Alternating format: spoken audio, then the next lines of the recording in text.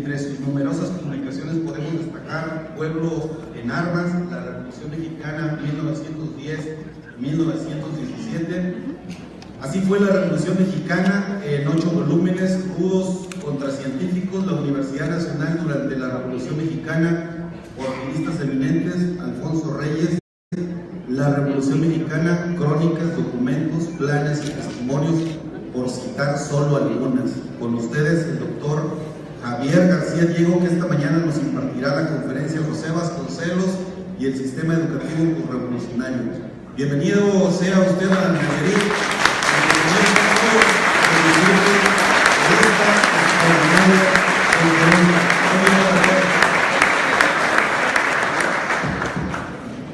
¿Se escucha bien? ¿Sí? Es que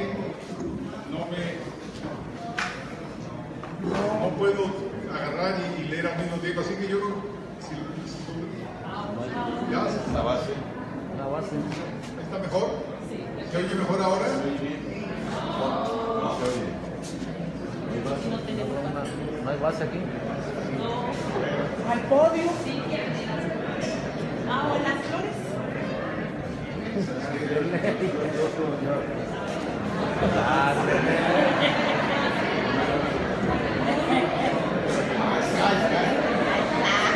Va la creatividad.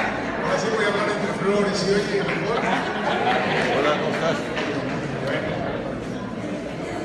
yo no sé en estas presentaciones curriculares, ¿por qué no dicen los lugares de la República Mexicana donde he dado conferencias?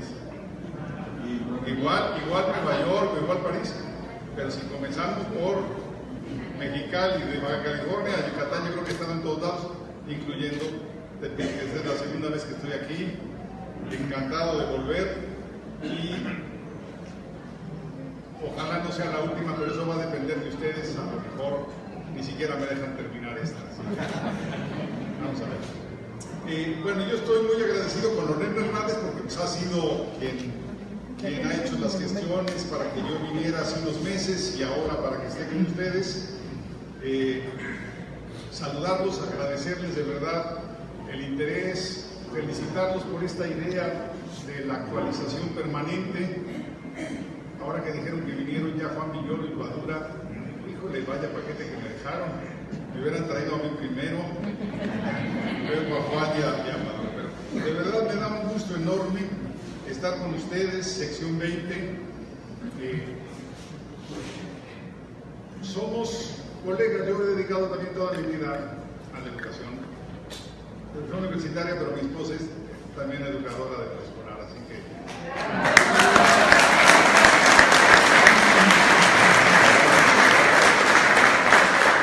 Entiendo lo que ustedes dicen, porque ella se enamora cada año de sus alumnos y el problema es que no se desenamora de los de la generación anterior, los sigue recordando. Entonces ya no sé cuántos hombres y niñas y niños hay en su corazón. Vamos a dar inicio ya a la charla, pero de verdad reitero, estoy muy emocionado de estar aquí. Voy a hablar de un tema que les es familiar. Seguramente todos ustedes tienen una opinión, una imagen, y me imagino que varios tendrán incluso conocimientos sólidos sobre Vasconcelos. Vasconcelos no es un personaje fácil, y de hecho no me voy a limitar al Vasconcelos educador, porque uno no se puede limitar al Vasconcelos educador. ¿Sí se está oyendo allá atrás ahora sí? No se escucha. Un poquito más cercano. Qué pena. No, a ver, hasta que lo hagamos. ¿Ya? ¿Ahora sí? Ahora sí, bueno. Yo aquí voy a estar nada más. ¿Ya mejor? Sí. Les estaba diciendo entonces que hablar de Vasconcelos educador es hablar de la tercera parte de Vasconcelos. Él, lo primero que debe quedar muy claro es que fue un personaje poliédrico. No estoy diciendo contradictorio, que también lo fue. Poliédrico en el sentido de tener muchas vocaciones, muchas potencialidades, muchos intereses, y por otro lado sí fue un personaje contradictorio. Entonces tenemos, ¿cuáles serían esas tres facetas? El Vasconcelos intelectual, el autor de libros, el filósofo, el escritor, el Vasconcelos político, ciertamente, y el Vasconcelos educador. Ahora, no son tres momentos sucesivos y claramente marcados en su biografía, son momentos que aparecen y reaparecen, son tres constantes en su vida. Yo no diría tres momentos, son tres constantes, de ninguna manera lineales, sucesivas, sino que son partes de una personalidad que se va a ir, digamos, manifestando en estas tres líneas a lo largo de sus... nace en 82 y murió en 1959. No tengo que reiterarles que además de que estas no son líneas sucesivas, sino características de su personalidad, fue un hombre fascinantemente contradictorio, y a eso vemos. Entonces, demos paso primero con unos breves datos, simplemente para entender la formación de Vasconcelos, cómo es que este hombre se creó. Primero todo, les decía, nace en 1882 en Oaxaca, de madre de familia oaxaqueña, pero realmente nunca se avecindó en Oaxaca. Su padre tenía un empleo federal en cuestiones de aduanas y esto lo llevó a muchos lugares del país. Vivió en el Sázabe, vivió en Piedras Negras, vivió en Campeche y luego finalmente en Ciudad de México para estudiar la preparatoria, luego en la Escuela Nacional de Jurisprudencia y finalmente hacer su vida profesional, en la que creció, se hizo adolescente y su primera adultez coincide con el porfiriato. Esto es una cuestión que hay que tomar en cuenta siempre. ¿Qué significa nacer, crecer durante el porfiriato? Bueno, se benefició de ciertos aspectos. Su padre, por ejemplo, tuvo un empleo en la administración federal estable. Eso nos permite decir, bueno, era un hombre de la clase media mexicana. Segundo, se benefició también el mismo padre de esa estabilidad política, como no hubo cambios sexenales, para llamarlo de una manera. El padre pudo conservar el empleo a todo lo largo del crecimiento de Vasconcelos. Pero también sufrió Vasconcelos el rechazo que sufrieron todos los jóvenes de tratar de ingresar a un régimen que era absolutamente impermeable, era un régimen gerontocrático. Dado que no había cambios sexenales, no había entrada para las nuevas generaciones y estos jóvenes resentidos que no pudieron entrar al aparato público fueron los que terminaron finalmente haciendo la revolución en 1910. ¿Por qué? Porque no había la capilaridad, la capacidad de absorción de estas generaciones que se iban formando prácticamente año con año. Tuvo también, en tanto que muchacho crecido en el porfiriato, una ventaja, y esa ventaja la van a entender ustedes mejor que nadie. Él es producto del primer sistema de educación público nacional. Después del triunfo de los liberales, pudieron finalmente ellos, los liberales, adoptar el positivismo y crear un sistema público, moderno, laico, científico, positivo. Me podrán decir ustedes, bueno, era un sistema muy reducido. Sí. ¿No había educación en las áreas rurales? No. Se concentraba en las poblaciones urbanas, cierto. No se avanzó, no se pudo concluir ese sistema educativo sino hasta el último año de Porfirio Díaz, cuando se crea la universidad en 1910. Había solamente la posibilidad de estudiar tres carreras profesionales a nivel educativo, a las críticas en el sector político. Este grupo del Ateneo es un grupo importante. Uno lo identifica con jóvenes como Alfonso Reyes, José Vasconcelos, Antonio Caso y Pedro Enrique Sureña. En realidad no eran 4, en realidad eran casi 70. La lista de cuando se me dedico a ello. Tenemos rezagos, y uno de esos rezagos es la primera vez que se creó una Secretaría de Educación fue en 1905 y lo hizo Puto Sierra. Por eso estaba hablando de que esos años del porfiriato fueron años de crecimiento, de consolidación de la educación. Es decir, se creó una Secretaría de Instrucción en 1905 por primera vez Quiere decir que después de 80 años de vida independiente, de hecho más, 84 años de vida independiente, ¿sí?, no habíamos considerado a la educación como una prioridad. De ahí viene parte de nuestros rezagos. Y además es una Secretaría de Instrucción limitada a los aspectos de docencia. Vasconcelos va a dar un gran cambio años después al crear una Secretaría de Educación, que no es lo mismo, tiene contenidos distintos. Entonces, otra limitante que tenía la Secretaría de Instrucción de Justo Sierra es que solamente aplicaba al Distrito Federal y a los territorios federales, incluyendo a ustedes, porque eran en ese entonces, antes de 1917, territorio, pero no había cobertura nacional.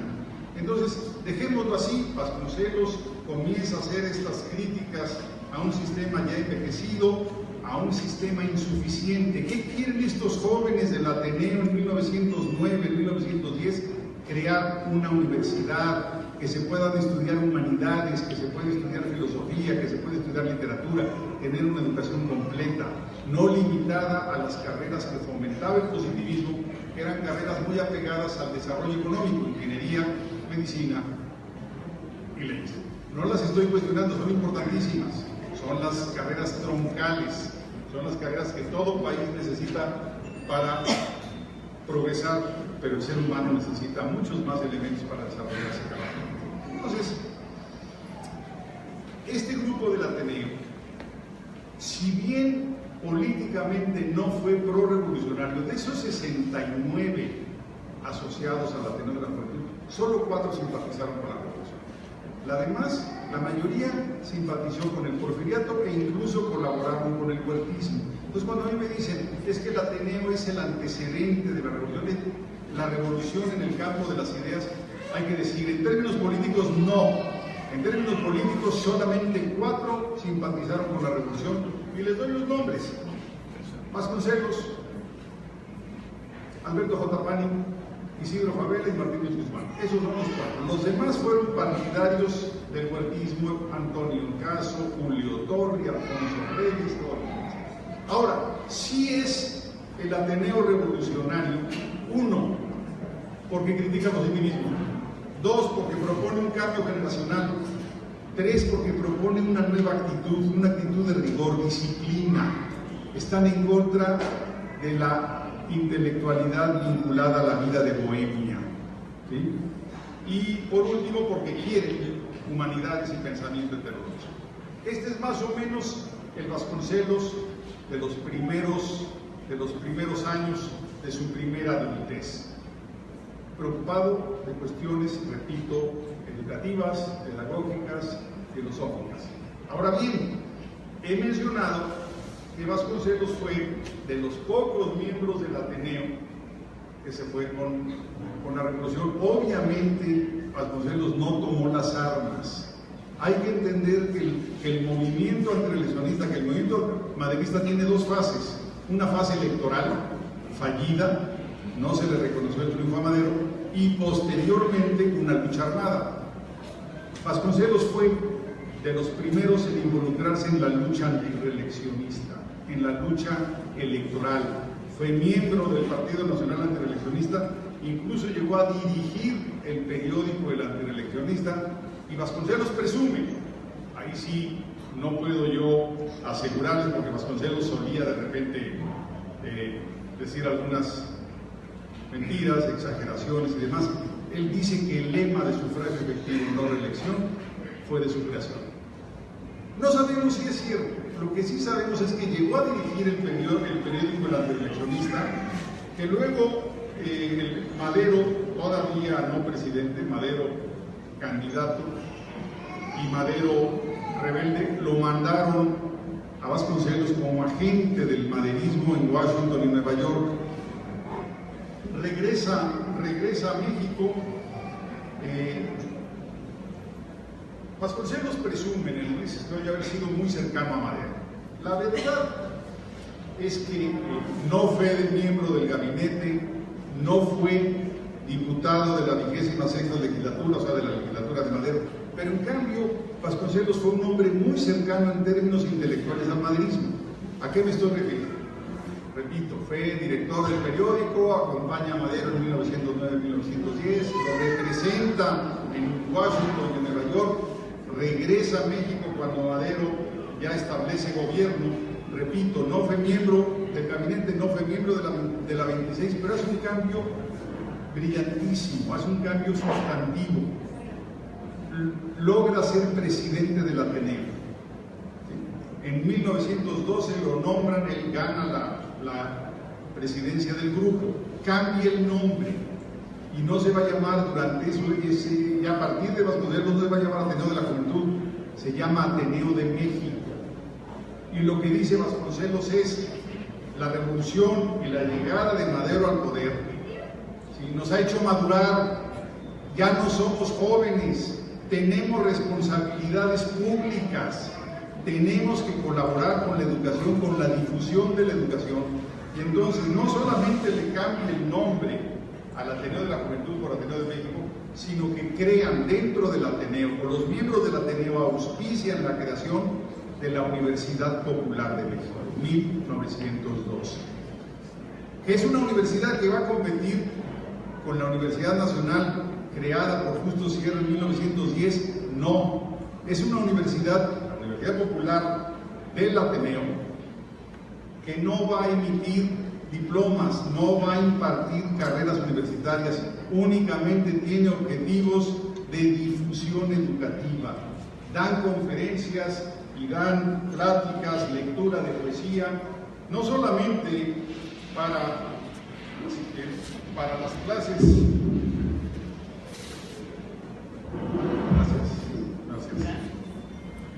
No solamente para las clases medias y esto, sino se sabe, hay recuento de ello, conferencias de conocimientos generales en los barrios populares de la Ciudad de México de entonces. Este es el Vasconcelos, repito, que está cerca de Madero, que lo apoya intelectualmente y que sobre todo cambia el objetivo del Ateneo. El Ateneo de 1909 tiene un objetivo de crítica filosófica, es un grupo culturalista. Se reunían a discutir y a leer en voz alta a los clásicos grecolatinos. Dice Vasconcelos, eso ya no nos interesa. Lo que nos interesa es difundir conocimientos a los sectores populares de la ciudad. Claro, es 1912, ya empezó la revolución, está impactado por la revolución y tiene que adecuarse a esas condiciones. Y ya que hablamos de la revolución, pasemos a 1913, febrero de 1913, cuartelazo de Victoriano Huerta.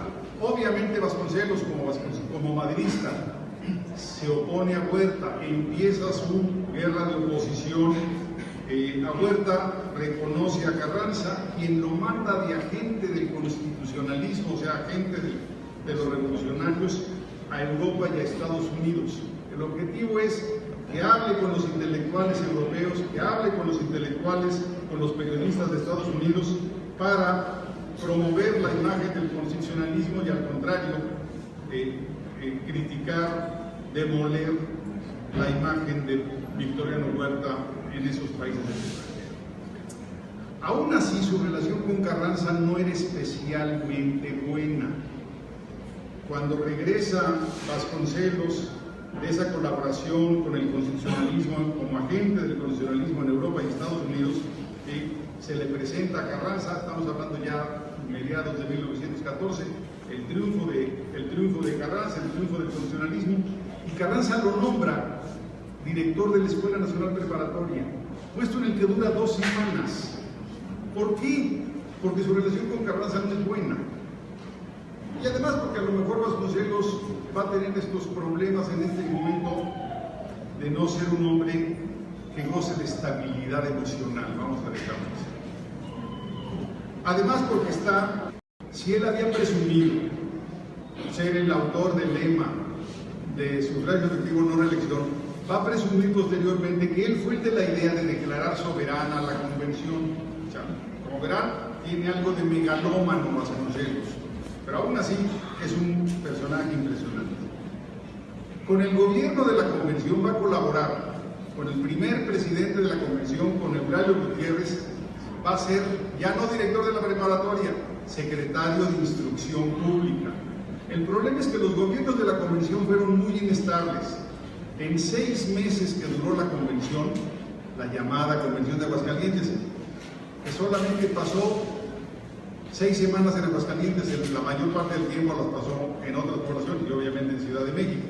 El caso es que en la presidencia de Eulalio Gutiérrez, que duró 6 semanas, finales de diciembre de 14, todo enero de 1915, Vasconcelos fue secretario de Instrucción. ¿Qué pudo hacer en esas 6 semanas? Poco. No solamente porque es poco tiempo para ser secretario, sino porque el gobierno de la convención se estaba tambaleando. Las prioridades no eran educativas, no eran políticas, eran militares. La Ciudad de México estaba asediada. De hecho, van a tener que salir huyendo Eulalio Gutiérrez y su gabinete, incluyendo a Vasconcelos, porque toma la ciudad de Álvaro Obregón. Es una situación muy complicada. Pero lo que nos está diciendo el que lo haya nombrado Carranza, director de la preparatoria 2 semanas, y el que lo haya nombrado Eulalio Gutiérrez 6 semanas, nos quiere decir una cosa: se está perfilando, se empieza a perfilar a Vasconcelos como el educador de la revolución. Ese es el mensaje, porque son 2 facciones distintas que lo reconocen como el que puede innovar, el que puede crear un nuevo sistema educativo. El fracaso de la convención, ustedes saben, Eulalio Gutiérrez, Roque González Garza, Francisco Lacochaza, son los 3 presidentes de la convención, son derrotados para mediados de 1915, los combates de Celaya, todo esto, el convencionismo se derrumba y Vasconcelos vive en el exilio 5 años, básicamente en Estados Unidos, básicamente en Nueva York, San Antonio, Los Ángeles, y va a volver a México, y aquí vamos a encontrar una etapa de su vida, tal vez la más importante, sobre todo para ustedes. Va a regresar a México en 1920, a la caída del gobierno de Carranza, con el triunfo de la revuelta guaprietista. ¿Qué significa eso? El triunfo de los sonorenses. Sale Carranza y van a ser presidentes sucesivamente Adolfo de la Huerta, Álvaro Obregón y Plutarco Elías Calles. Adolfo de la Huerta por unos meses es presidente interino. Primer presidente constitucional popularmente electo que termina su gestión de esos presidentes sonorenses es Obregón. ¿Dónde está la relevancia para Vasconcelos en este sentido? Que al triunfar los sonorenses, Vasconcelos fue invitado como rector de la Universidad Nacional. El gobierno de Adolfo de la Huerta lo invita a que deje el exilio, que regrese a México y que asuma la rectoría de la universidad. Por cierto, en ese momento la universidad no era autónoma. Lo que había era un departamento, el Departamento Universitario de Bellas Artes, ese era el nombre oficial, era una, ni siquiera dirección, en un departamento dentro del sistema educativo. Vasconcelos dijo: no, yo no voy a ser el jefe del departamento universitario, yo voy a ser el rector.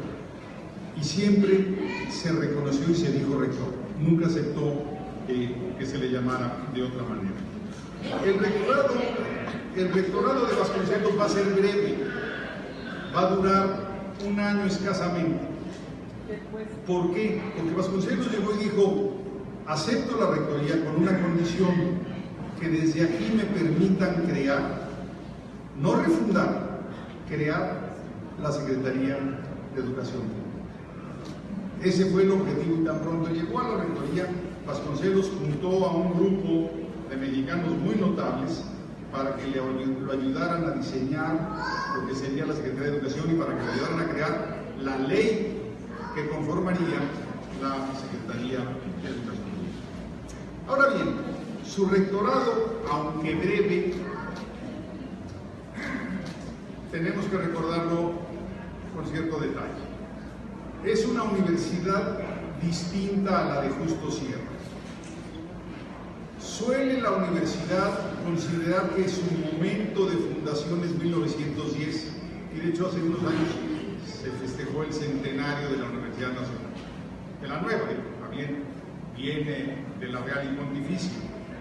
Sin embargo, yo insisto en que la universidad actual, la UNAM de hoy, que sirve de modelo a muchas de las universidades públicas del resto del país, le debe más a Vasconcelos que a Justo Sierra. O sea, el modelo de universidad que crea Justo Sierra en 1910 poco tiene que ver con la universidad pública mexicana, no solamente la UNAM, sino la universidad pública mexicana en su conjunto. ¿A qué me estoy refiriendo? La Universidad de Justo Sierra, el proyecto de la Universidad de Justo Sierra, era un proyecto elitista. Cuando se crea la universidad en 1910, incluyendo la preparatoria, no llega a los 1000 estudiantes. El lema de esa universidad está en latín. La referencia a la Real y Pontificia es explícita. Cuando llega Vasconcelos en 1920 como rector, no como jefe del departamento universitario, ¿sí?, lo primero que hace es aumentar la matrícula de esa universidad. Y dice, esta universidad va a tener las puertas abiertas para las clases medias y las que ni siquiera son clases medias. Obvio, eso implicaba también aumentar la matrícula del resto del sistema educativo, empezando por la preparatoria. Segundo, Vasconcelos dice, yo quiero una universidad con compromiso social, que no estaba contemplado por Justo Sierra.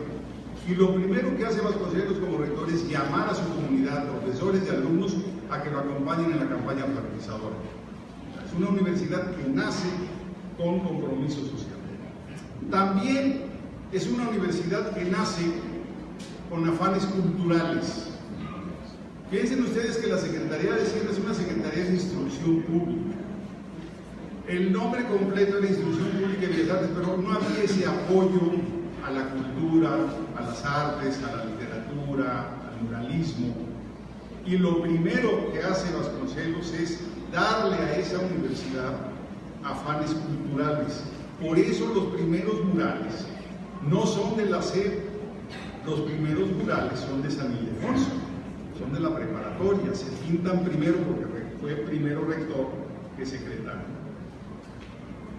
Siguiente argumento, es una universidad como todas las mexicanas a partir de entonces con ideales latinoamericanistas, nos identificamos como latinoamericanos.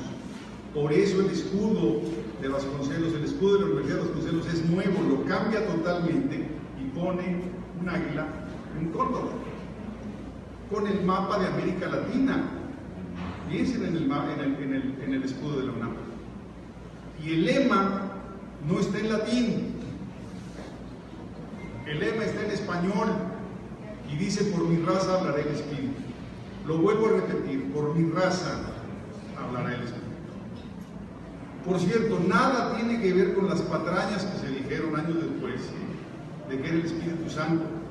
No, está explicado por Vasconcelos en 1921 en el boletín de la universidad, donde dice: la raza es la latinoamericana y el espíritu es el espíritu antipositivista. Sigue siendo el joven antipositivista que se había opuesto al positivismo, al sistema educativo porfirista desde la teoría de la juventud, y que va a seguir siendo antipositivista a lo largo de toda su vida. ¿Qué quiere Vasconcelos?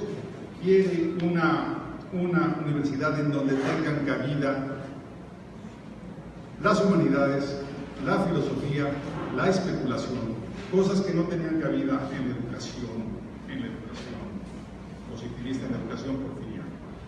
Les decía, desde esa rectoría crea la Secretaría de Educación. La Secretaría de Educación nace a finales de 1921 y lo primero que dice Vasconcelos es: la Revolución Mexicana tiene 3 compromisos, tiene 4, dice Vasconcelos. Uno, no los pongo en orden de importancia, Vasconcelos los jerarquizaba de otra manera. Reparto de tierras a los campesinos, derechos laborales a los trabajadores. No estoy especificando el artículo tal de la Constitución, en general, estoy hablando en términos genéricos. Democratización. Vasconcelos estaba en favor de un sistema democrático, por eso había sido colaborador de Madero, por eso había participado en el movimiento antirevolucionista. Y cuarto, Dice, la revolución tiene un compromiso con toda la población, no con obreros, no con campesinos, sino con toda la población, que es el fomento a la educación. Eso es lo que dice Vasconcelos. Su compromiso al llegar a la Secretaría de Educación es ampliar la matrícula educativa, convertirla en una bandera, en un compromiso del Estado mexicano. En ese sentido, el concepto y el modelo de Vasconcelos es absolutamente distinto al de Justo Sierra. Uno es un concepto porfiriano, el otro es un concepto procesado, impactado, transformado por la Revolución Mexicana. El proyecto de Justo Sierra es el proyecto de los científicos de élite, el proyecto de Vasconcelos es un proyecto de clase media, de la clase media revolucionaria a la que él pertenecía, repito, por lo menos desde 1900. ¿Qué significa que el modelo de Vasconcelos sea más amplio, no solamente en términos sociales de matrícula, sino en términos también de conceptos? Vasconcelos dice, mi secretaría no es la Secretaría de Instrucción, es la Secretaría de Educación, y educación incluye, además de la parte instructiva, docencia, asuntos escolares, todo, también incluye cultura, porque la cultura cura. Así lo dice Vasconcelos, la cultura purifica. Yo no usaría esos términos, a mí se me hace medio religioso eso de que cura y purifica, pero piensen ustedes el valor que le está dando Vasconcelos a la cultura, el arte, y no quiere un arte elitista, quiere un arte didáctico y por eso impulsa el muralismo. ¿Qué es el muralismo? Sino una posibilidad de enseñanza de la historia nacional para los analfabetas. No se necesita leer, basta con que uno vea el mural y entiende el proceso histórico nacional. Es un arte además baratísimo. ¿Qué le costó al Estado mexicano este arte que nos ha dado una presencia, una identidad primero con nosotros mismos y una presencia internacional? Unas paredes grises, por lo general de conventos o de instituciones coloniales o hispanas, unos botes de pintura y la libertad y la genialidad de los muralistas de aquel entonces. Eso es el muralismo mexicano y nos dio una identidad. Eso es Vasconcelos. Vasconcelos es este arte no elitista, este arte que educa. Y por último, Vasconcelos le da a la educación, que no a la instrucción. La instrucción es una parte, pero la educación incluye, además de cultura, además de arte, además de higiene, además de deporte, todo eso lo fomenta Vasconcelos. Dice, la educación tiene un concepto moral. ¿Sí? La educación moraliza a la gente, la educación civiliza, no solamente a los niños que lo reciben, sino a los adultos que lo imparten. Eso es lo que ve Vasconcelos como su proyecto de educación. Así concebía la educación. Entonces, él va a hacer una Secretaría de Educación Pública y no voy a dejar de subrayar, de verdad, la diferencia entre instrucción y educación. Fíjense. Él la construye en tres ejes. Uno, lo escolar. Y por escolar él entiende desde la edificación de escuelas o la restauración de escuelas ya construidas hasta su equipamiento, o sea, bancas, pizarrones, construcción de aulas, de escuelas y demás. Segundo, la reforma de planes de estudio. Y tercero, un elemento fundamental para Vasconcelos, el profesorado. Y el profesorado él lo ve desde tres perspectivas. Uno, mejorarles el salario. Vasconcelos fue partidario de que se les mejorara. La actualización. Y él sacó una revista que se entregaba a los profesores que se llamaba El Maestro. Una revista extraordinaria que ojalá hoy se reeditara, porque realmente estaba organizada por secciones, conocimientos de todas las disciplinas, para que beneficiara a todos los profesores con literatura, con técnica, con todo. Y por último, el eje vocacional. Y dice Vasconcelos, lo que yo quiero es que convertir a todos los profesores y profesoras, porque ya desde entonces era una disciplina que había una gran presencia femenina, decía Vasconcelos, lo que yo quiero es convertir a esos profesores, y usa dos términos, en misioneros o en apóstoles. Otra vez el concepto religioso, pero hay un ingrediente ahí.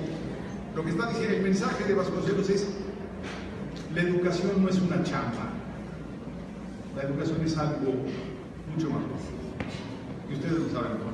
Si no hay compromiso, si no hay vocación, no hay profesorado, no hay docencia, no hay educación. Y esto lo entendió perfectamente Vasconcelos. Quiero apóstoles, quiero misioneros. Eso es el gran mensaje. Luego se dio cuenta de otro problema. Dice, a ver, lo educativo, lo bibliográfico. Dice Vasconcelos, el principal instrumento para la educación, dice que estamos hablando de 1920, no había esto de las tablets. Es lo que tiene, pues, son los libros y los cuadernos para los niños. Y se da cuenta que el país tiene un 80%, un poquito más de analfabetas. Hay quien dice 81, hay quien dice 83% de analfabetas. O sea, una cantidad brutal, ¿no? Entonces impulsa otra vez el término religioso, cruzada alfabetizadora. Y él la llama cruzada. Ante ese número de analfabetas, muchos de ellos en poblaciones desintegradas de difícil acceso, el número que se requería de instructores de lectura era inmenso, los recursos que se requerían eran millonarios. Por cierto, a Vasconcelos también le toca una cosa que hay que decirlo con justicia. Él llega a la rectoría y llega a la Secretaría de Educación, o la crea, en 1920-21, recién terminada la lucha armada.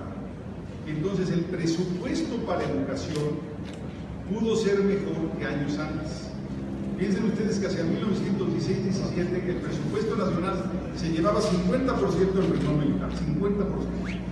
En la época de Vasconcelos Educador mejora notablemente ese presupuesto. Entonces, aún así,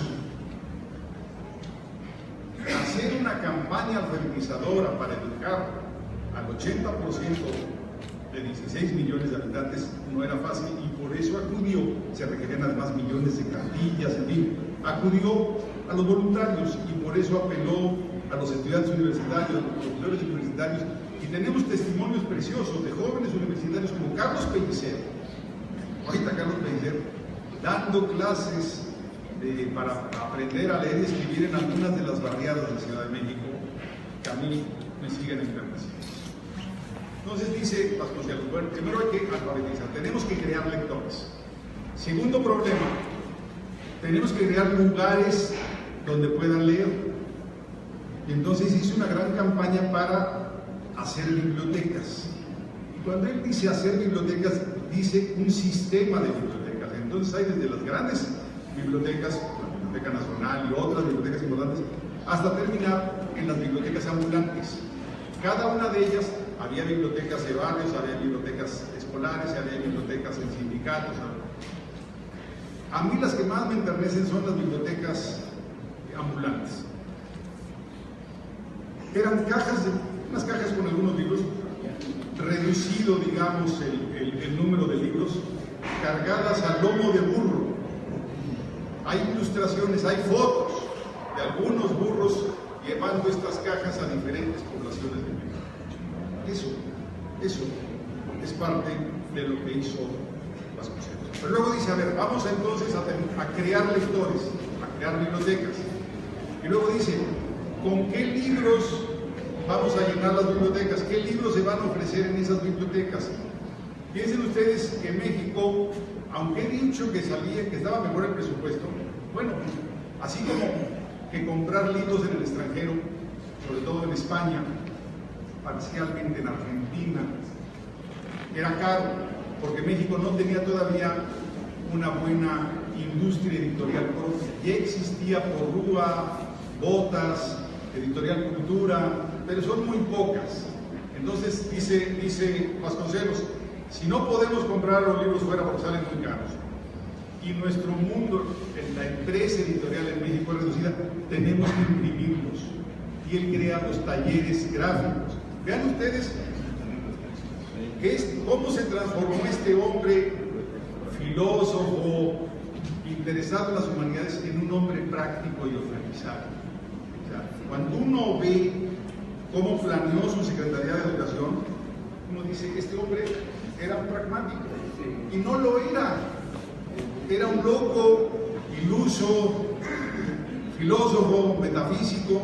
Bueno, pero cuando llegó a la Secretaría de Educación, sí que fue ordenado, sí que fue un hombre concreto. Entonces dice, tenemos que imprimir los libros. Y no solamente eso, Vasconcelos era un secretario de Educación preocupado en lo que iban a leer los mexicanos. Entonces, imagínense ustedes ahora a un secretario de Educación que decidiera los títulos que se van a leer, que decidiera los títulos que se van a imprimir. Pues solo alguien con la cultura y con la soberbia de Vasconcelos lo pudo hacer. Entonces él dijo, a ver, además los libros son diferentes por edad, por clase social, por objetivos. Entonces creó varias colecciones. Una, por ejemplo, se llama Lecturas Clásicas para Niños. Entonces, les dan trozos de lecturas clásicas para los niños, comenzando con los Vedas, terminando con algunos textos de literatura latinoamericana. ¿Quiénes lo ayudaron a elegir esos trozos?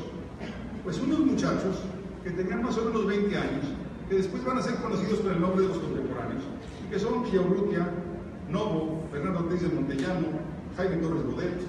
Ellos eran, el viejo, el que coordinaba el grupo era Julio Torri, que tenía 35 años. Lecturas clásicas para niños. Y luego dice, debe haber también unas lecturas para mujeres, para hacer esos libros que Gabriela Mistral. Y luego dice, además, dividían los tipos de lecturas de varias formas. Dice, hay libros que se leen sentados, libros que se leen de pie. Luego dice, yo lo que quiero es que se lean los libros redentores. Sigue otra vez el lenguaje medio religioso. Entonces crea una colección de clásicos, la colección de clásicos verdes. Todavía si ustedes van a las librerías de viejo, a lo mejor encuentran uno de estos libros clásicos de Vasconcelos. Les llamamos los clásicos de Vasconcelos o los clásicos verdes. La Secretaría de Educación ha reeditado 2 veces la colección completa de los verdes. Desgraciadamente no se pudo terminar, iban a ser 100 títulos, solamente salieron 17, pero son los mejores títulos, claro, con las filias y fobias de Vasconcelos, porque es un secretario que elige hasta los títulos que se van a imprimir. Entonces, está Platón, pero no Aristóteles, porque no le gustaba Aristóteles. Dice, voy a citar unas obras, dice, Platón es la cima de la montaña, está en los cielos, dice Aristóteles, está a ras de tierra, es muy racionalista. Y le gustaba otro filósofo que se llama Plotino, se imprimió Plotino, se imprimieron a los grandes dramaturgos griegos. En cambio, no aceptó que se publicara ningún latino, ningún clásico latino, porque se les falta originalidad, solamente copian a los griegos. Híjole, a mí me parece un juicio demasiado apresurado. Julio Torri le escribe, el problema es que el gusto literario de Pepe, coma, tú lo sabes, coma, es limitado. Entonces, no quería clásicos latinos. De los modernos, ¿sí? Cuando digo literatura moderna estoy pensando del siglo XVI y europeos. Ninguno de lengua inglesa, no está Shakespeare. Cervantes no está, pero Cervantes sí fue de los que se adquirieron en grandes cantidades en librerías. No había necesidad de imprimir. No hay ningún clásico francés, ninguno de los Molière, Bazin, ninguno de ellos. Otro moderno es Goethe. Curiosamente es un personaje, un autor que no le gustaba a Vasconcelos, así que se lo ha de haber colado Julio Torri o alguien más, pero no le gustaba a Goethe, decía porque es sumiso con los poderosos, palabras más. Y luego sus 2 autores favoritos. Pero vean ustedes, 2 autores morales, dice Tolstoy el hombre del alma más bella,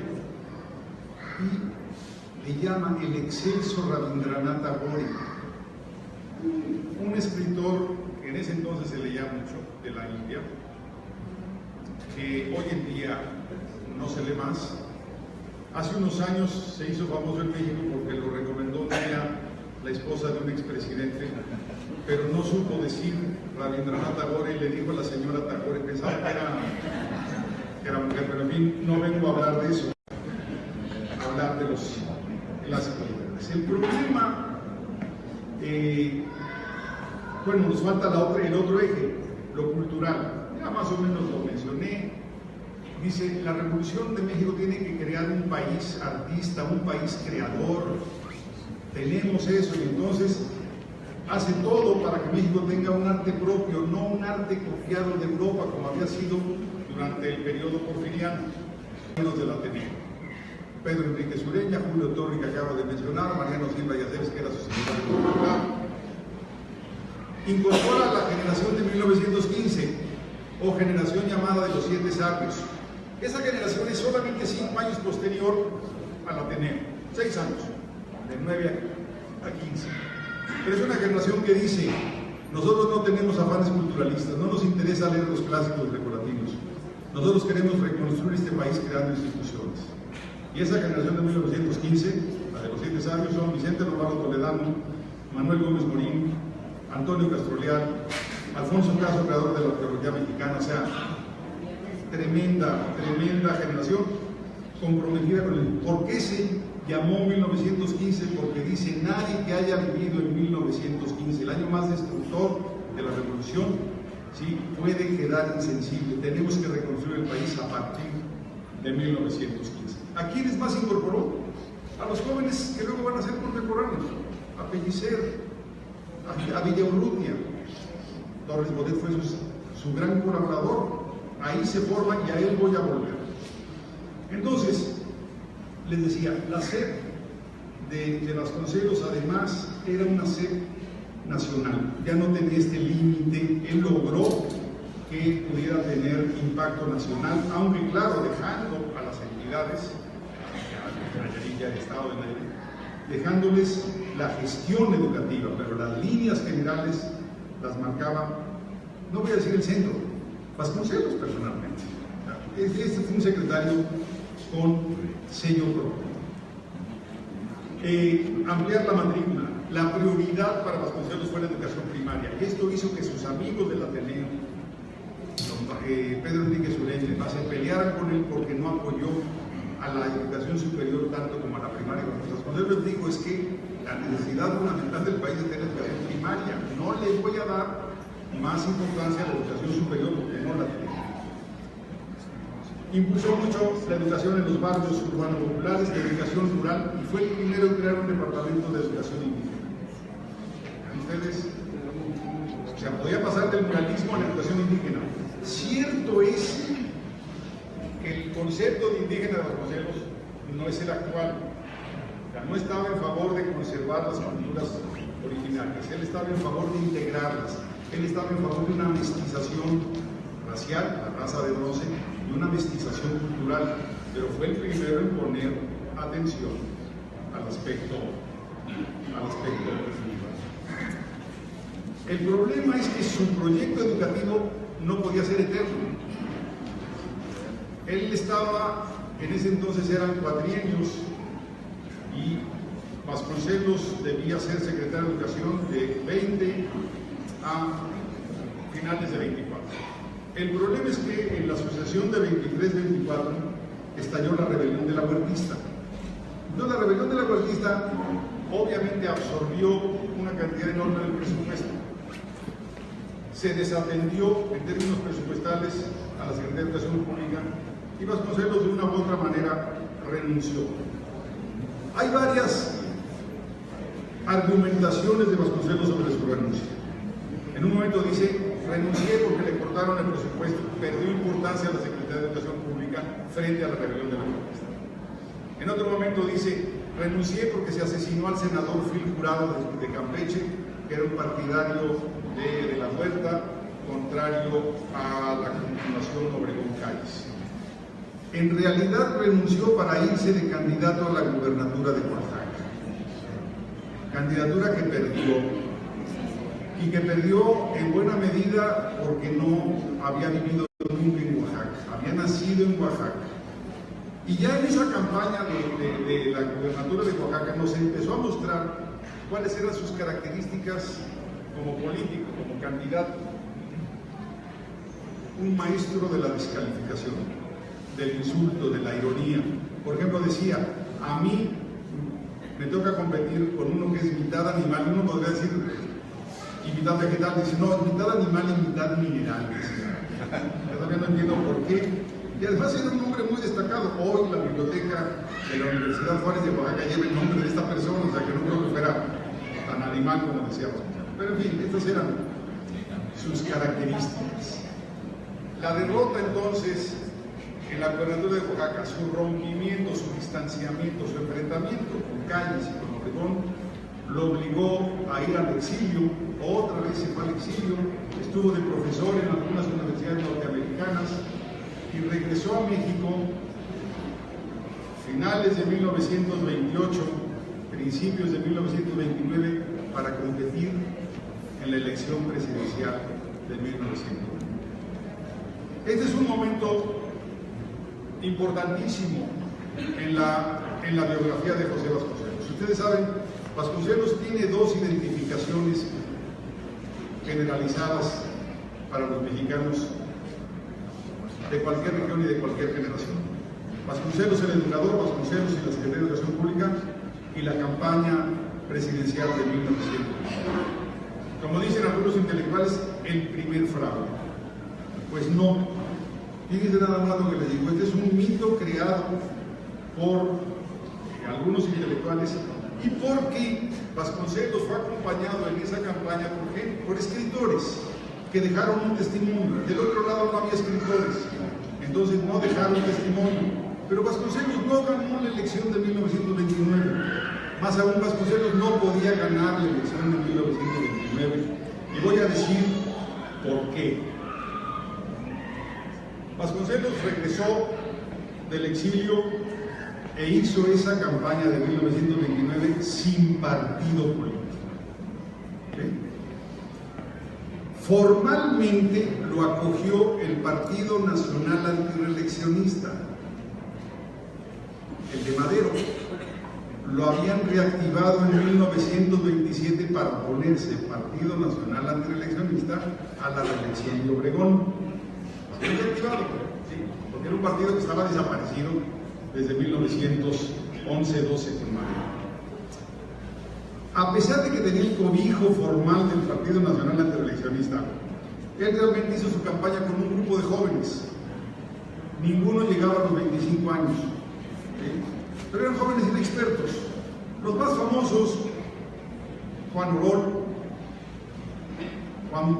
los hermanos Magdaleno, Mauricio y Vicente, Andrés Enestrosa, en fin, muy buenos escritores, pero no creo que sean las personas como para ganar una campaña.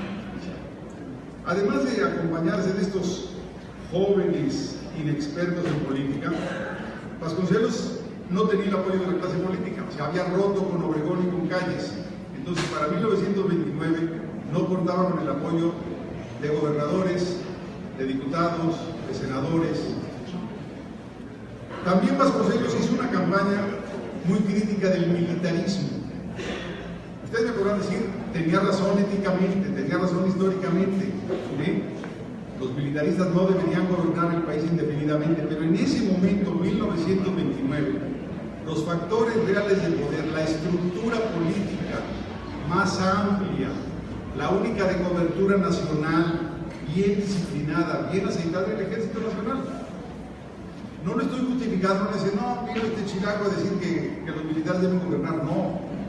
Estoy diciendo claramente que en ese momento era la estructura nacional mejor organizada.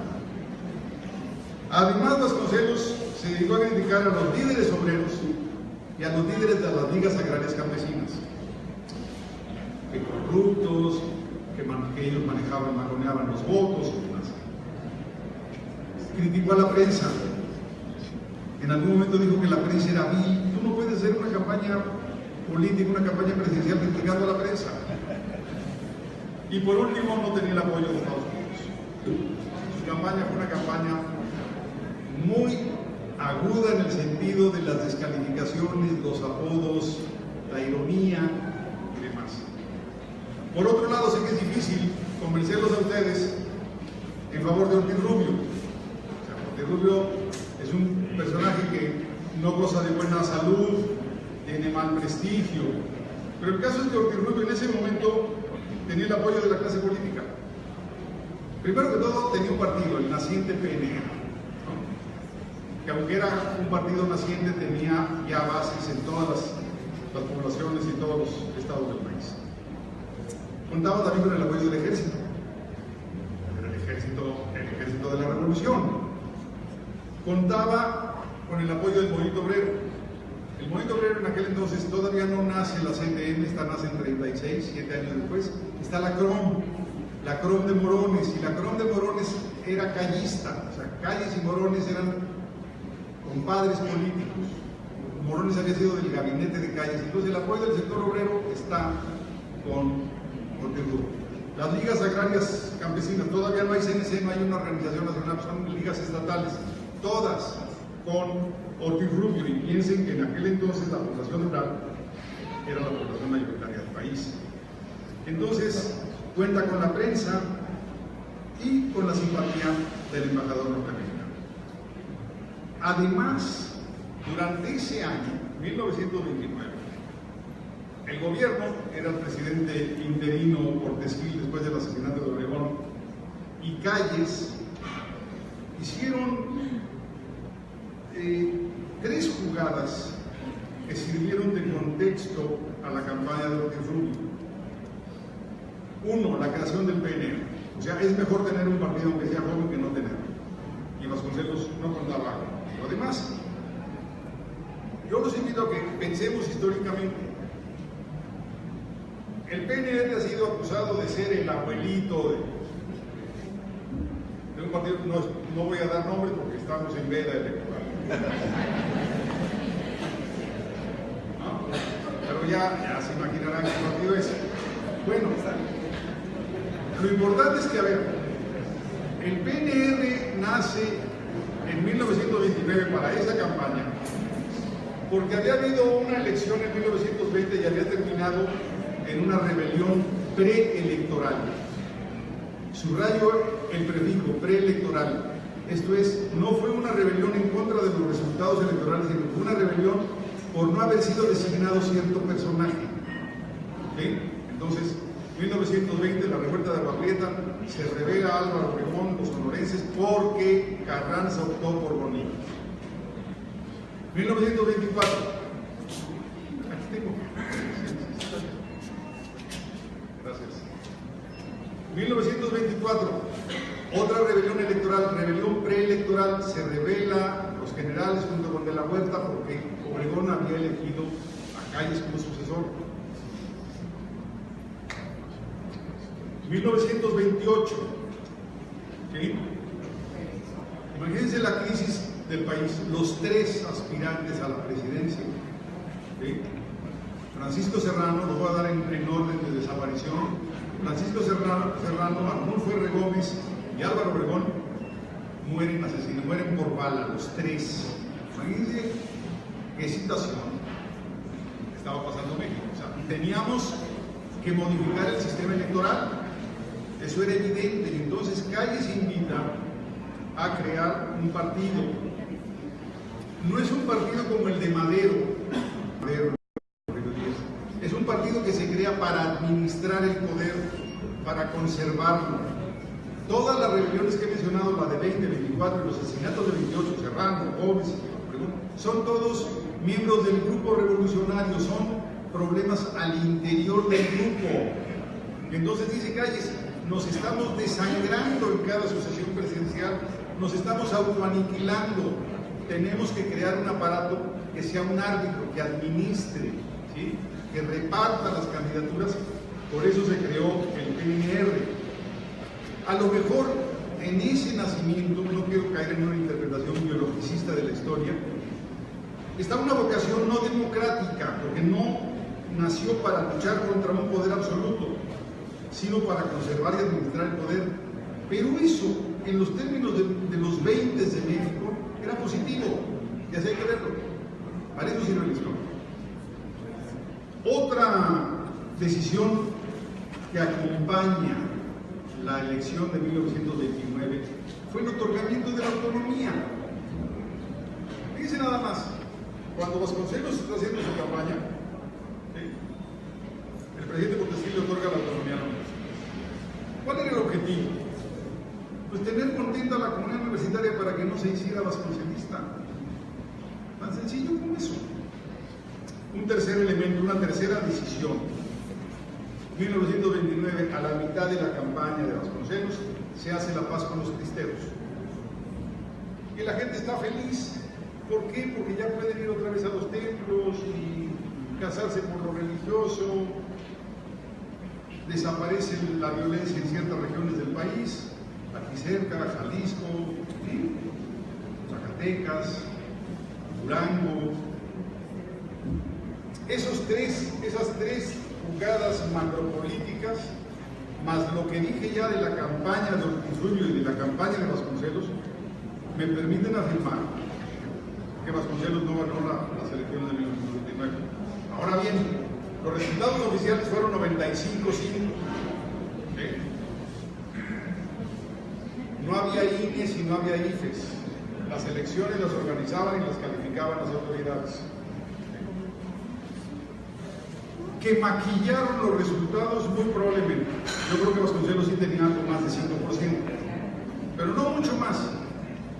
Entonces, en términos futboleros, porque estamos ahora en la víspera de un mundial, podríamos decir que se modificó el marcador, pero no el resultado. O sea, yo no creo en el 95-5, pero de que Ortiz Rubio le ganó la elección a Vasconcelos, no tengo la menor.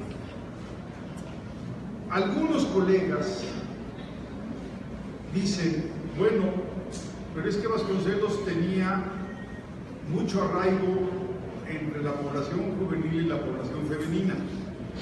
Piensen ustedes que muchas de las maestras que habían colaborado con Vasconcelos hubieran estado dispuestas a votar por él, y los jóvenes que habían vivido su rectorado hubieran estado dispuestos a votar por él.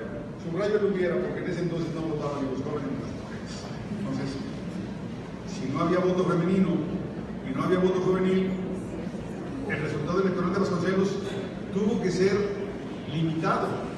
Pero esto no lo hace menos, esto no lo hace inferior. O sea, no tenemos por qué decir, si Vasconcelos en realidad no ganó la elección, es porque su campaña fue una campaña equivocada, prescindible.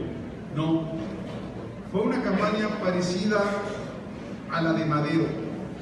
Fue una campaña que sobrevive a la historia, sigue siendo una parte, digamos, de nuestra prehistoria democrática, porque fue una campaña con elementos morales.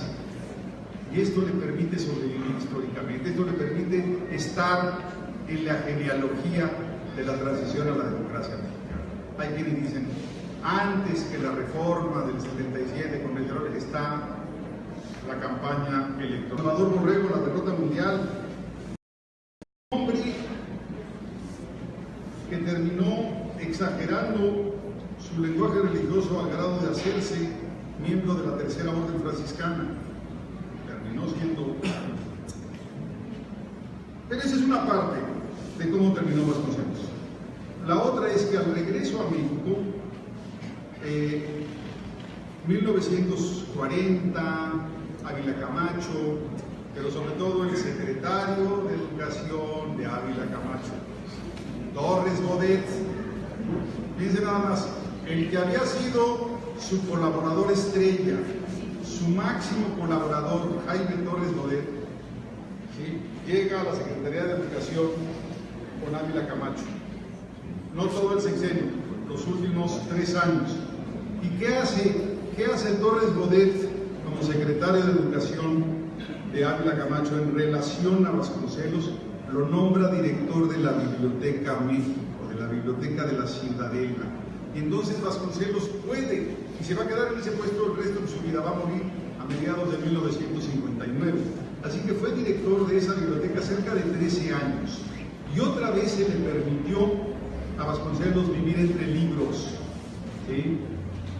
Ya no tiene el poder burocrático político para mandar imprimir libros, ya no puede incidir en los planes de estudio. Sin embargo, al frente de la Biblioteca de México, él impulsó muchísimo la lectura, renovó el edificio, pero sobre todo impulsó la lectura de los clásicos. Ese fue otra vez su último, digamos, motivo de vida. Lo cierto es que Vasconcelos muere en 1959, repito, después de 13 años de director de la Biblioteca de México, siendo el escritor de mayor éxito en México en ese momento, el intelectual de mayor impacto. Su libro más famoso, el Ulises Criollo, fue el primer bestseller, digamos, de la novela de la Revolución. Muchísimos libros se escribieron para contestarle a Ulises Criollo. Yo sigo pensando que Ulises Criollo es el más importante, no puedo decir el mejor, pero digo el más importante libro, ¿sí?, en prosa de la primera mitad del siglo XX. Tal vez el libro más importante en prosa de la segunda mitad sea El laberinto de la soledad, pero en la primera mitad del siglo XX el libro más importante es el Ulises Criollo. Y para los educadores, porque el Ulises Criollo es el primer tomo de la autobiografía, que son 4 volúmenes.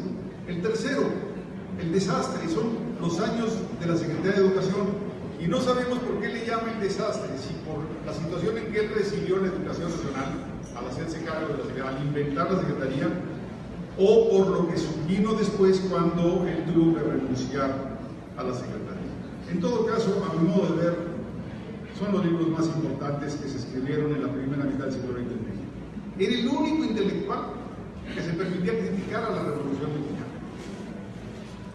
a los gobiernos de los pueblos.